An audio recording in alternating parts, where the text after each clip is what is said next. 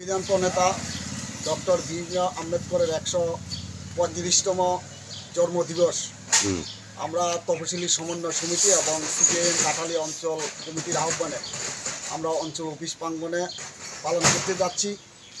doctor Bhimrao Ambedkar আপনারা জানেন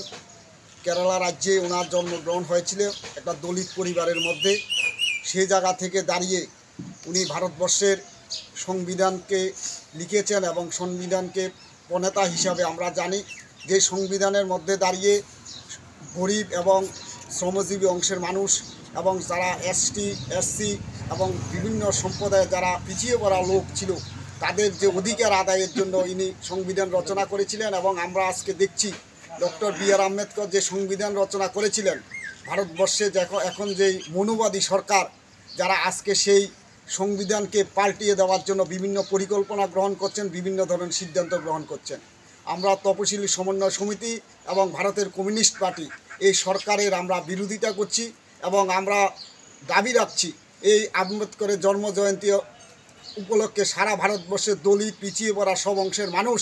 একত্রিতভাবে যে মনুবাদী একটা সরকার আজকে ভারতবর্ষে স্থাপন হয়েছে, সেই সরকারটার বিরুদ্ধে যে জনবিরোধী সিদ্ধান্ত, সংবিধান বিরোধী যে সিদ্ধান্ত গ্রহণ করছে তার বিরুদ্ধে সবাই